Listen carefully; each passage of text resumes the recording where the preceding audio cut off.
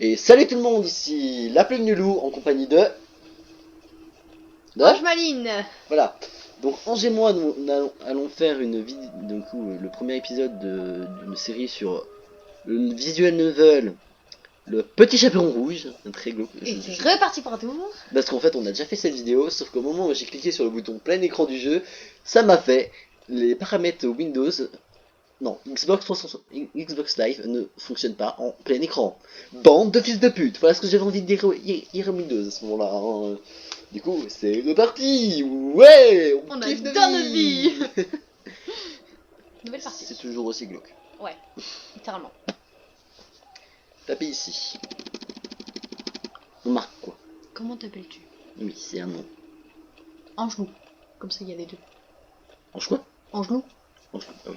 Ou Louange, j'en sais rien. Comme ça, il y a les deux, en fait, il y a... Louange, c'est surtout un jeu de mots pour moi, si on écrit louange comme ça. Bah, Angelou. Louange. Ouais. Ça fait un peu bizarre. Ouais, bah, Angelou. Angelou. Attends, non, j'ai mieux. Ça fait... Ah, plume d'ange. Ah Oh ouais. putain, j'ai trop fort. Grave. Une fois que j'ai un cerveau. J'avoue. Gueule. Voilà, plume d'ange. Bon, ça fait très catholique comme nom, mais ça rend bien, on s'en branle. Chapitre 1. Obscure lumière. Je ne savais pas encore ce que cette histoire allait mal tourner.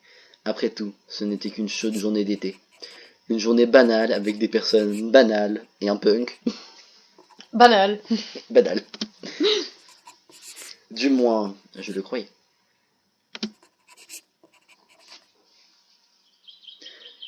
Comme Marc l'avait annoncé, nous nous dirigions à bonne allure vers notre camp de vacances. Une maison de l'abri, c'est pas un camp de vacances pour moi. Hein.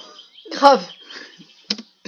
En effet, notre meneur avait décidé que prendre l'air pour réviser la nouvelle pièce que présentera notre troupe de théâtre en janvier prochain nous serait profitable. Après tout, nous n'allions pas rester enfermés dans une salle de classe alors que le temps à l'extérieur était favorable. T'as dit décider au lieu de décider. Où? Là. Ah merde! On s'en fout, c'est pas grave. C'est ça. Notre groupe avait décidé de travailler sur le petit chaperon. Je suis en train de perdre ma jambe, putain, décale-toi. genre vraiment, j'étais vraiment en train de perdre ma jambe. Là, je suis en train de perdre ma jambe sous le d'ailleurs. Attends, j'ai fait autrement. Voilà. Si vous entendez le PC bouger, c'est normal. C'est mieux. Je suis vraiment mal. De travailler sur le petit chaperon rouge, un conte qui nous laisse tous perplexes mais impatients. Il n'est pas très convenable, mais quand même. Abdelila, ouais. Cette escapade avait été n'avait pas été au goût de tout le monde. Certaines personnes avaient râlé en apprenant que la maison louée pour l'occasion était totalement coupée du monde, sans électricité, ni eau courante, et bien évidemment, pas de réseau. Pourquoi vous êtes allé là-bas? Un supplice pour certains. En parlant de notre groupe, laissez-moi faire les présentations. On va faire un berceau sur deux. Je pense. Voici Ellie, un gars super sympa, mais très naïf et simplet. Non, ce n'est pas un nain. Pour une fois que tu comprends une de mes vannes dès le début. Oh mais putain, t'es con toi. Il est plutôt de nature effacée et peureuse. Ellie, caractéristique sympathique, timide et naïf.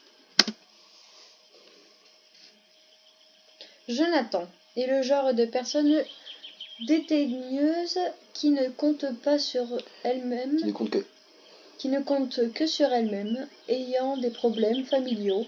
Avec lui, il faut s'attendre à se faire envoyer balader sans aucune raison. Ah ouais, d'accord. Jonathan, caractéristique, dédaignant, Dédaigneux. hein? Dédaigneux. Ah, dédaigneux et anticipatique. Antipathique. Putain, c'est pas lire. Non mais je vois de loin, j'ai terminé, je te rappelle. Je sais, effectivement. Je peux pas t'aider. Tu peux pas m'aider là. Ça, c'est sûr. Sauf si je te passe un de mes yeux, mais j'en ai un de mes yeux, mais j'en ai un peu besoin. Ouais, bah oui. Oh putain. J'ai oublié que c'était les trois là. Enfin, on en fait une par une. Hein. Du coup, je vais finir avec elle. Je l'aime pas, elle, c'est une rousse. Je ne suis pas roussiste, hein. Juste que elle, je l'aime pas. Allez, vas-y. Le trio là-bas regroupe les 3 meilleures amies qui se connaissent depuis des années. Elles sont indécrochables. J'aurais mis inséparables, ça aurait été plus logique, mais... Léa, une caractéristique timide. Léa à gauche est assez réservée. Marie, caractéristique protectrice, gentille. Au milieu, c'est Marie. Elle a un caractère très protecteur et considère tout le monde comme ses frères. Elle a des délires chelous. Non mais grave. Noémie, caractéristique sociale et amicale. À droite, Noémie, qui est amicale avec toutes les personnes du groupe et s'entend super bien avec eux. Bah d'accord. Ces deux-là sont le couple d'amoureux du groupe. Ils sortent ensemble depuis un moment déjà. Tu fais la meuf chez le gars, ça va être plus simple. Oui, oui. On commence par elle. Lucille, caractéristique impatiente. Lucille est plutôt du genre impatiente. Moi qui pensais que t'allais ajouter bonasse. Et elle est très bonne. Pour moi, c'est juste une poufiasse, pour elle, Elle c'est est une bonne bonasse. sa mère. Je te précise que c'est une meuf. Oui, je suis une meuf et alors, ça te dérange peut-être? Julien, une caractéristique moqueur. Julien, lui, est moqueur. Bref, deux personnes qui vont bien ensemble. Très beau aussi. D'accord. Marc, caractéristique colérique, combatif. On l'appelle tous Monsieur Muscle, mais il possède néanmoins un vrai nom, Marc. Faisant partie de l'équipe de basketball, il a une carrure très développée et est très colérique au niveau du caractère. C'est pourquoi il se fait respecter par la plupart. Par la plupart. Oui, oh. C'est bon. Ludivine, caractéristique asociale et lente d'esprit. C'est franchement méchant, je trouve. Cette fille s'appelle Ludivine. Malgré son apparence de fille de bonne famille stricte, elle est plutôt lente d'esprit et pas très sociable. Elle fait néanmoins confiance à toutes les filles du groupe et quelques garçons. Attends, je vais voir comment ça marche avec l'entrée. Nous sommes arrivés. Tout le monde, soyez heureux d'avoir marché 5 heures. Notre hôtel de luxe est juste ici. Bah d'accord. C'est éteint, ça, c'est du sarcasme. C'est drôle, tu sais, Marc. C'est génial de faire une sortie comme ça en plein air. Rien que nous. Mais bon, c'est embêtant qu'on ne peut communiquer avec personne à l'extérieur. Alors comme ça, on a les chocottes, Noémie. C'est loin de tes parents. Ne commence pas à me gonfler, Julien, sinon tu t'en retournes une. C'est là que t'es arrivé, toi. Ouais. Parce qu'en fait, elle n'était pas là dès le début de la deuxième vidéo. La première. Ouais, mais c'est celle-là, la deuxième. Enfin, la première vidéo qu'en fait, au moment où t'es arrivé, il y avait déjà plus de vidéo, en fait. Toi, Lisa Abreuil depuis un quart d'heure pour rien. Vous n'allez pas vous mettre... Oui, vous n'allez pas vous mettre à vous battre dès maintenant. Ce serait bien si vous pouviez éviter de vous embrouiller alors qu'on est censé répéter ensemble et se détendre. Oui, tu as raison, ce ne serait pas bon pour le moral, tu sais. Je ne referai pas ma vanne de tout à l'heure. Oui, y a des vannes que vous n'aurez pas. J'ai quand même envie de la faire. Vas-y. C'est bon pour le moral. C'est bon pour le moral. Voilà. Ça fait pire, meuf.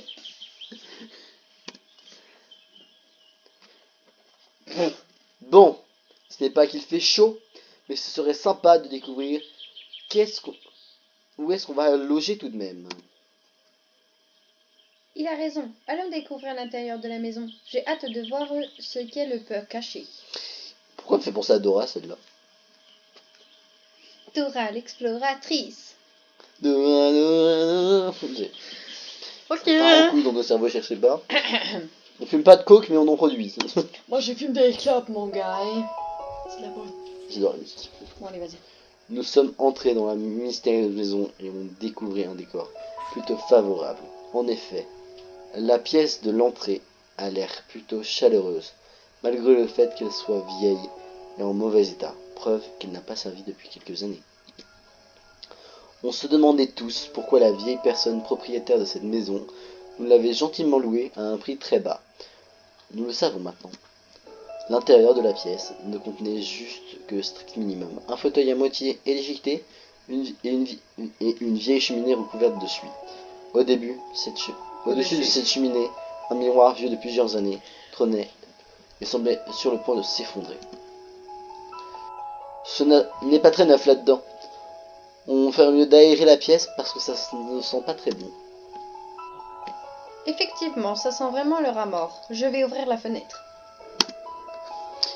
Elle s'entreprit à cette tâche immédiatement, se dirigeant d'un bon pas vers la fenêtre, située à quelques mètres de la cheminée. Je n'y arrive pas, elle m'a bien... Oui, elle m'a bien l'air bloquée. Mais pourquoi je bug? C'est pas une blague, une phrase oubliée, monsieur. T'es vraiment pas doué, laisse-moi faire. Gros malin, va. Au milieu de la pièce principale de la maison se trouvait une échelle de bois d'où nous redoutions la solidité. Étant assez fragile, il fallut envoyer quelqu'un de petit et léger pour s'infiltrer à l'étage, découvrir les quelques pièces. Bien sûr, tout le monde se tourna vers Ludivine, qu'on jugeait apte à tenir ses rôles. Je ne pense pas que je suis capable. Que j'en sois. Oui, on s'en fout. Tu as le vertige? Non, Tu as peur? bien sûr que non. Eh bien, alors monte. Trop petit point, trop petit point. Ne t'inquiète pas, Ludivine.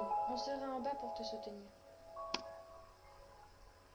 D'accord, c'est bien parce que je te fais confiance.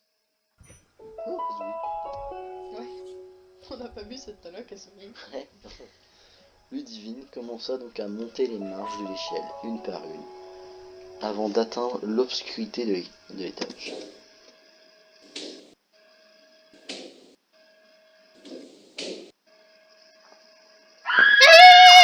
Je m'étais pas rendu compte des bruits d'escalier. Ludivine? Ce n'est rien, juste un insecte qui m'est tombé sur l'épaule.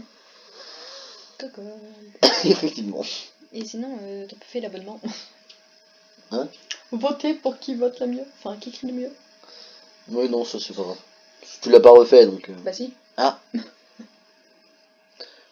Je l'ai fait en même temps. ah, c'est pour ça que j'ai pas entendu du coup. Ouais. Surtout que t'es un peu de mon côté gauche, tu vois, j'entends un peu plus rien de ce côté-là, donc. Littéralement. Enfin, ça, j'entends, mais. Voilà. Cette petite taille lui facilitait la tâche pour arriver sans se cogner en haut, avec l'aide de la faible luminosité de son portable. Elle découvre la pièce. J'y suis. Ce ne sont que des toilettes sans eau par la même occasion. Hé! Il y a des chiottes dans. Il y a de l'eau dans tes chiottes! Alors, vous ne pouvez pas comprendre cette vanne, il y a que. Oh putain de Il n'y a merde. que moi et Ange qui peuvent comprendre, c'est une vanne que la pote de notre père fait notre père. Enfin, mon père, du coup, parce que c'est pas le sien. Redescends alors, ça ne sert à rien de rester là-haut. Quoique, il y a des gens qui peuvent dormir là-haut, du coup. Ça peut servir. Ils dorment sur les chiottes. Ouais, mais ils peuvent pas s'essuyer, il y a toujours pas de papier cul. Hein. Mais c'est ça. Dès que Divine fut descendue, Léa l'a pris dans ses bras. Oh. Trop mignon. À chaque fois qu'on voit cette scène, on est capable. Ah mais grave. J'ai J'ai eu peur. peur quand tu as crié là-haut. Oh, je kiffe Léa, c'est une personne sans préciser. Ça veut dire on continue de découvrir la maison? On ne va jamais s'en sortir sinon. Tu n'as pas besoin de nous presser, on a le temps de la visiter cette maison. Oh, regardez, ici il y a une chambre. Sans lit, bien sûr, mais c'est toujours une chambre. La soi-disant chambre était une pièce assez petite. La salle précédente semblait plus spacieuse, mais ce n'était pas très flagrant. On pourrait tous tenir dans cette pièce, mais avec difficulté. Pas très meublée la maison tout de même, mais j'aurais pu faire un effort. On décida ainsi que cette chambre pourrait nous servir pour répéter la pièce de théâtre. La maison était ainsi constituée de 2 pièces excluant les toilettes inutilisables à l'étage. Malgré l'espace utilisé, nous nous rendions bien compte que la superficie de la maison constatée à l'extérieur ne concordait pas. En effet, plus tard, en contournant la maison, nous découvrîmes une sorte de garage rattaché à cette dernière. Marc dut défoncer un peu la porte métallique, pas très solide, restée coincée par la rouille des dernières années. Elle s'ouvrit à la volée et on découvrit la dernière pièce attendue, constituant la maison. Retour au Moyen-Âge, il semblerait. Effectivement, le garage était une pièce pas très agréable. Il était sombre, sale et humide. D'ailleurs, les moisissures et la présence de verre affirmaient l'état de ce dernier. Glouc. Glouc. Ça dit glouc. Glouc. Je ne préfère pas m'attarder trop ici, personnellement. Totalement d'accord avec toi. Ah bah d'accord. La nuit commençait à tomber lorsque nous sortions du garage. Les téléphones portables, qui contenaient encore assez de batterie, nous indiquèrent l'heure. Il était 19h45. Nous décidions de faire un feu à l'extérieur pour ainsi manger les provisions que nous avions prévues pour la semaine. Zut, je ne trouve pas les allumettes que j'avais mises dans mon sac. Il fouilla de nouveau dans son sac à cadeau, tout droit issu d'un magasin de sport. Il passait en revue toutes les poches externes comme internes, sans succès. J'ai un briquet, si tu veux. T'aurais pas pu me le dire avant, imbécile! Pourquoi tu te trimbales avec ça? Par habitude, j'ai des fumeurs. On ne refera pas notre speech sur le fait de fumer ou pas. Moi, je suis fumeuse. Mais si je suis ex-fumeur. Sauf que lui, il fume du pet. Ah, non, franchement, à sa gueule, dites-moi qui fume pas du shit. Tu fumes des pets, lui. Ou d'autres merdes d'ailleurs, de l'héroïne. Non, mais lui, il doit sniffer, lui. C'est Ah, avec non, ses mais- yeux, là. Il sniffe de la chenille avec toute la journée.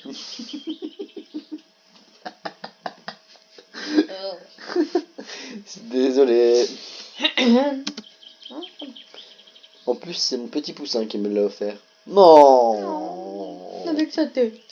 Il a toujours l'air de psychopathe. Ne m'appelle pas comme ça, c'est gênant. Je ne vois pas pourquoi tu le gardes. Il a l'air dépité de son mec. Non, mais littéralement. Au pire qu'il pleut, il va avec Amandine. Non. Ouais, non, je tiens mon copain, ça me suffit chaud. Ça peut toujours servir. Ah, Google. Connard.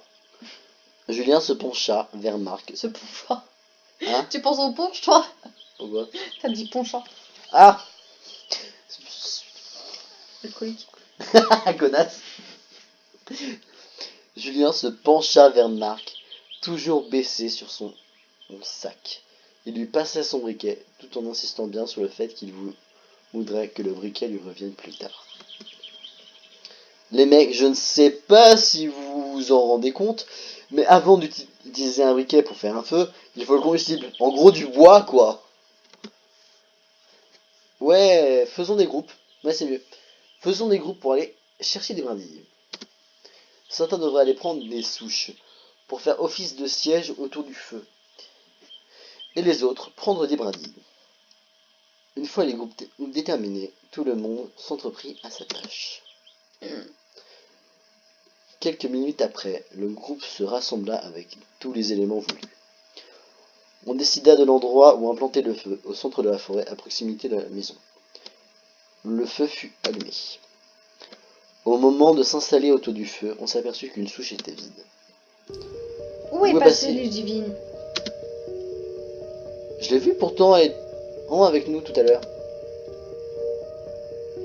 On n'est pas allé loin.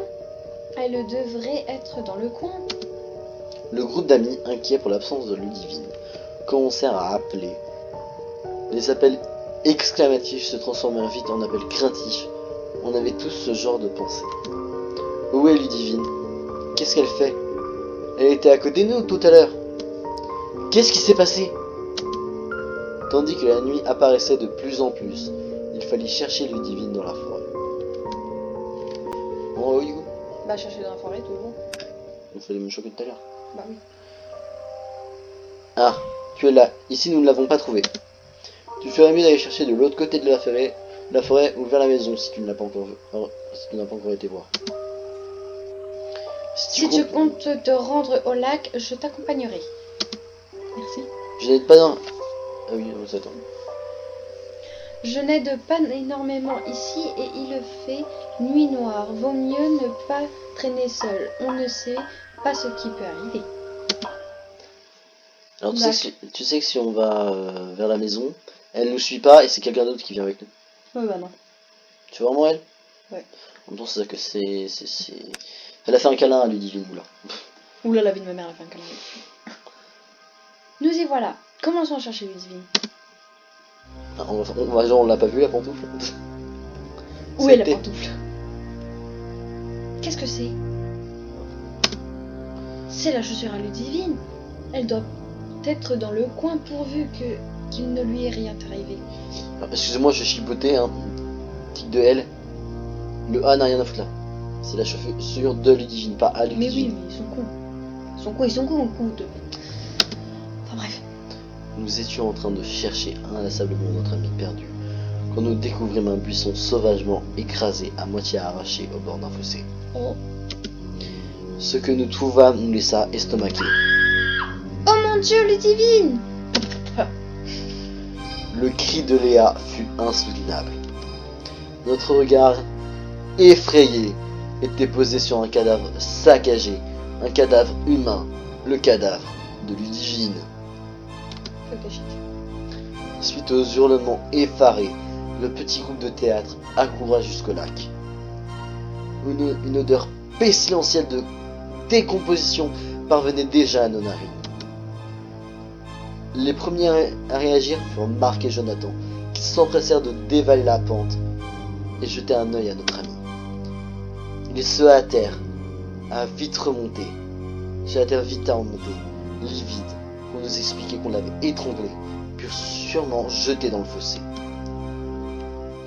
Mais qui a pu faire une chose pareille? Vous croyez que quelqu'un rôde autour de nous? Nous n'en savons rien, mais ce qui est sûr, c'est que ce lieu est totalement coupé du monde, sans aucune habitation aux alentours. Peu probable qu'une personne soit venue ici. Les jeunes se retournent ensemble pour tous se regarder. La confiance dans le groupe s'évaporait au fil des minutes. Tout le monde commença à se suspecter. C'est horrible, je ne peux pas supporter de voir Ludivine dans cet état. Appelons la police. 3 petits points. Pas de réseau, hein? Je vais rigoler. Tu es une paufiasse. Tu es au beau milieu de la forêt. Forcément, il n'y a pas de réseau. Voilà, c'est ce que j'allais dire. Google. Elle se mit à rire d'un rire nerveux et pleura par la suite. La panique emporta ainsi le reste du groupe, faisant tomber certains à genoux, ou encore à trembler comme s'ils avaient la maladie de Parkinson. La petite pièce froide contenait 8 personnes. Cette pièce était effroyablement silencieuse. Un silence de plomb, sans un froncement de sourcils ni un tremblement de lèvres. Ludivine est appréciée de tous. Je ne comprends pas. Une autre personne a forcément commis cet acte. Si on réfléchit bien, on peut supposer que Ludivine faisait confiance en son meurtrier, car elle a été tuée sans qu'on ne l'ait entendue. Le truc qui me stresse, c'est qu'ils étaient tous là dès le début, en fait. Bah oui. C'est un peu le pic, pardon. Je pense qu'elle a raison. Il faudrait retenir cet élément. Ludivine faisait confiance en son meurtrier. Les indices se trouvent tout au long du jeu. Ils permettent de découvrir le meurtrier. Ils sont consultables seulement à la fin d'un chapitre.